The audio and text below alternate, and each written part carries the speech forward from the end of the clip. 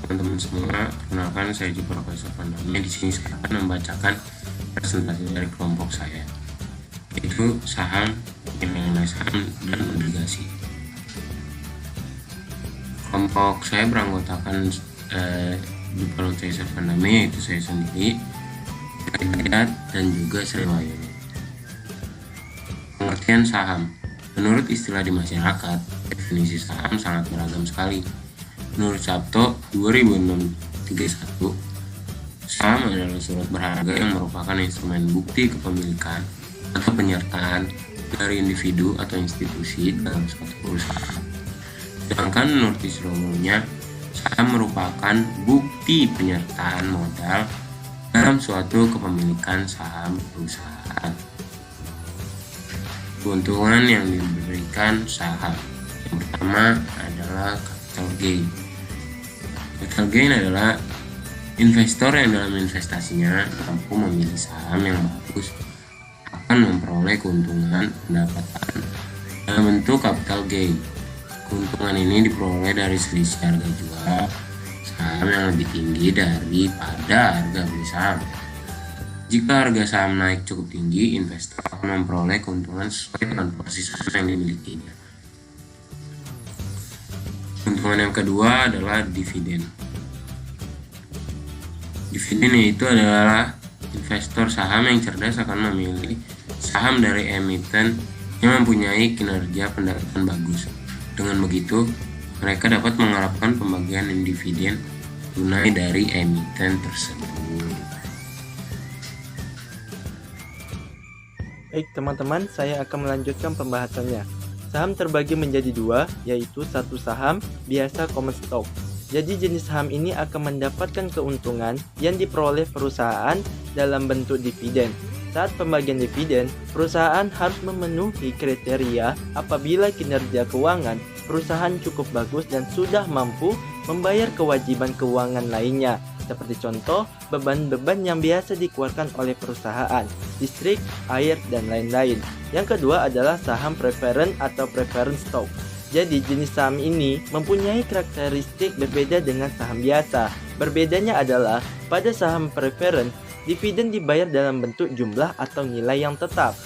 Apabila perusahaan mengalami likuidasi atau likuidasi di sini artinya adalah perusahaan mengalami bangkrut ya teman-teman. Nah, yang pemegang saham preferen ini mendapatkan hak lebih seperti keuntungan daripada pemegang saham biasa. Perbedaan yang lebih mencolok saham biasa adalah pada saham preferen ini tidak diperdagangkan di bursa, seperti halnya di saham biasa.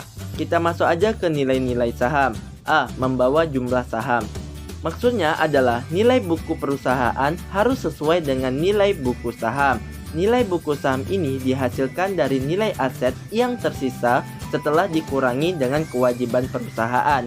Setelah kita mendapatkan nilai buku saham, maka itulah suatu jaminan atau seberapa besar fungsi saham yang dimiliki oleh investor. Beberapa nilai yang terkait dengan nilai buku yaitu yang pertama nilai saham, yang kedua lantai agio, ketiga nilai modal disetor, yang keempat saldo laba. Yang B, kapitalisasi pasar. Maksudnya adalah istilah bisnis yang menunjukkan harga keseluruhnya dari sebuah saham perusahaan, yaitu sebuah harga yang harus dibayar seseorang untuk membeli seluruh perusahaannya. Oleh karena itu, harus dengan nilai pasar. Nilai pasar ini adalah nilai saham yang dihasilkan dari permintaan dan penawaran saham di pasar modal. Jika nilai tersebut lebih rendah atau lebih tinggi, maka nilai bukulah yang diakui oleh perusahaan. Sedangkan nilai pasar adalah nilai yang ditentukan oleh peserta bursa. Memiliki nilai intrinsik. Nilai intrinsik adalah harga wajar dari suatu saham dengan mempertimbangkan fungsi dari saham tersebut. Cara untuk menentukan nilai dalam yang umum digunakan, yang pertama ada analisa fundamental. Analisa fundamental adalah analisis yang dilakukan pada data keuangan perusahaan. Yang kedua adalah analisa teknik. Analisa teknik adalah analisis yang dilakukan pada data dari bursa efek dari saham yang relevan. Pengertian obligasi. Obligasi adalah surat utang jangka panjang yang dapat dipindah tangankan.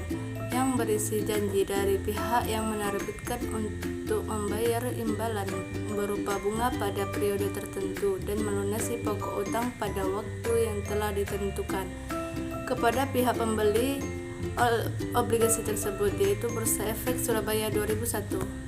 Emisi obligasi dapat ditinjau dari dua sisi, yaitu sisi emiten maupun dari sisi investornya.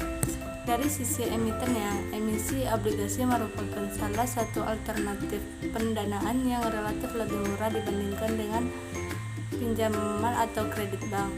Dari sisi investornya, emisi obligasi merupakan alternatif investasi yang aman karena obligasi memberikan penghasilan tetap berupa kupon bunga yang dibayar secara reguler dengan tingkat bunga yang kompetitif, serta pokok utang yang dibayar secara tepat waktu pada saat jatuh tempo yang telah ditentukan. Agen pemeringkat obligasi adalah lembaga independen yang memberikan informasi pemeringkatan skala risiko hutang. Salah satu di antaranya adalah sekuritas. Sekuritas obligasi sebagai petunjuk seberapa aman suatu obligasi bagi investor. Keamanan ditunjukkan oleh kemampuan dalam membayar bunga dan melunasi pokok pinjaman. Pemodal bisa menggunakan jasa agen pemeringkat obligasi tersebut untuk mendapatkan informasi. Terima kasih, kami dari kelompok 1.